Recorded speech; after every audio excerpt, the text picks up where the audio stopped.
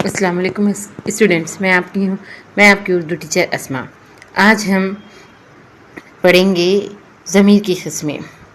ضمیر کیا ہوتا ہے، ضمیر کی قسمیں کیا ہوتی ہے وہ پڑھیں گے۔ ضمیر وہ کلمہ ہوتا ہے جو کسی نام کے بجائے بولا جاتا ہے، ضمیر کہلاتا ہے۔ ضمیر کی 5 قسمیں ہوتی ہے۔ ایک ہے ضمیر شخصی، دوسرا ہے ضمیر موصولہ، تیسرا ہے ضمیر استفہامیہ، چوتھا ہے ضمیر تنکیر اور 5واں ہے ضمیر اشارہ۔ تو آج ہم اس ویڈیو میں ضمیر کے تعلق سے پڑھیں گے۔ سب سے پہلی قسم جو ہے وہ ہے ضمیر شخصی۔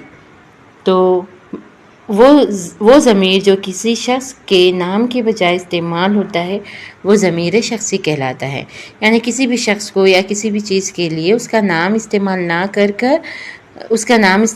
کر کر جو لفظ استعمال ہوتا ہے وہ ضمیر کہلاتا ہے۔ جیسے میں گھر آیا، وہ اسکول گیا، ہم پڑھ رہے ہیں۔ تو میں گھر آیا میں، وہ اسکول گیا میں وہ، اور ہم پڑھ رہے ہیں میں ہم۔ یہ 3 حروف میں، وہ، ہم، یہ، ان کا، ان کا، تمہارا، ہمارا، ایسے الفاظ جو استعمال ہوتے ہیں جملے میں وہ ضمیر شخصی کہلاتے ہیں۔ جیسے تم سمجھدار ہو، یہاں پر تم کا نام نہیں لیا گیا ہے بلکہ صرف تمہاری سمجھداری بیان کی گئی ہے، تم سمجھدار ہو، تو یہ ہے تم ضمیر شخصی۔ میں آیا، میں گیا، میں کھایا، وہ اٹھا، وہ بیٹھا، وہ پڑھا، تو میں، یہ، وہ، تم، یہ الفاظ ضمیر شخصی ہے۔ دوسری قسم ہے ضمیر موصولہ۔ وہ ضمیر جو کسی بیان کی وضاحت یا 2 جملوں کو ملانے کے لیے استعمال ہوتی ہے ضمیر موصولہ کہلاتی ہے۔ 2 جملوں کو یا 2 بیانات کو ملانے کے لیے جو لفظ استعمال ہوتا ہے وہ ضمیر موصولہ کہلاتا ہے۔ جیسے یہ وہی آدمی ہے جو کل آیا تھا۔ یہاں پر 2 جملے ہیں، دیکھیے یہ وہی آدمی ہے جو کل آیا تھا۔ یہاں پر 2 جملوں کے ملانے کے لیے جو کا استعمال کیا گیا ہے وہ ضمیر موصولہ ہے۔ جیسے یہ کتاب جس کی ہے اس کو دے دو، اس کی ٹوپی اس کے سر۔ تو یہاں پر یہ کتاب جس کی ہے اس کو دے دو ضمیر موصولہ ہے، اور اس کی ٹوپی اس کے سر، اس کی ضمیر موصولہ ہے۔ تو وہ ضمیر جو کسی بیان کو وضاحت کرنے کے لیے یا 2 جملوں کو ملانے کے لیے جو لفظ استعمال ہوتا ہے ضمیر موصولہ کہلاتا ہے۔ 3rd والی قسم ہے ضمیر استفہامیہ۔ وہ ضمیر ہوتا ہے جو کوئی سوال پوچھنے کے لیے استعمال ہوتا ہے۔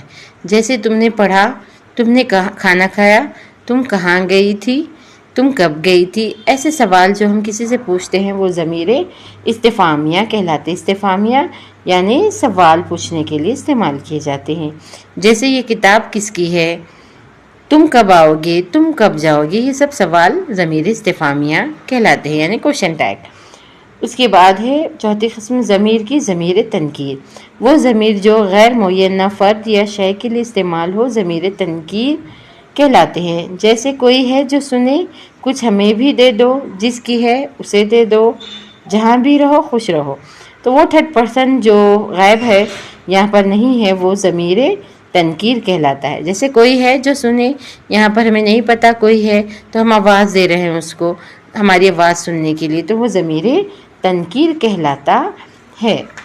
اور 5ویں قسم ہے ضمیر اشارہ۔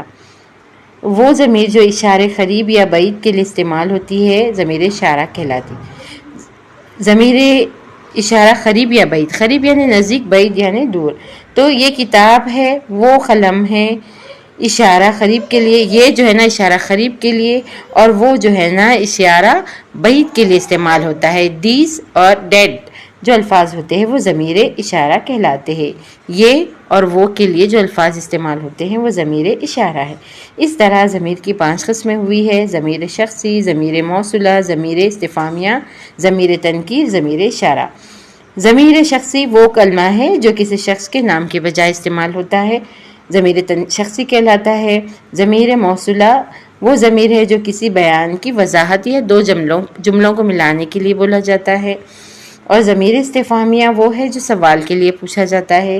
ضمیر تنکیر وہ ہے جو غیر معینہ فرد یا شے کے لیے جو موجود نہیں ہے اس کے لیے استعمال ہوتا ہے یعنی 3rd پرسن۔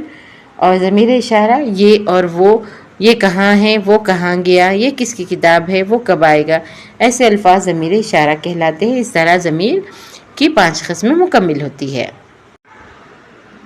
یہ تھی ضمیر کی قسموں پر ہماری مختصر ویڈیو۔ اگر آپ کو پسند آئی تو لائک کریں، شیئر کریے، سبسکرائب کریں اور بیل آئیکن کو ضرور دبائیے۔ امید کرتی ہوں آپ لوگ سمجھ گئے ہوں گے۔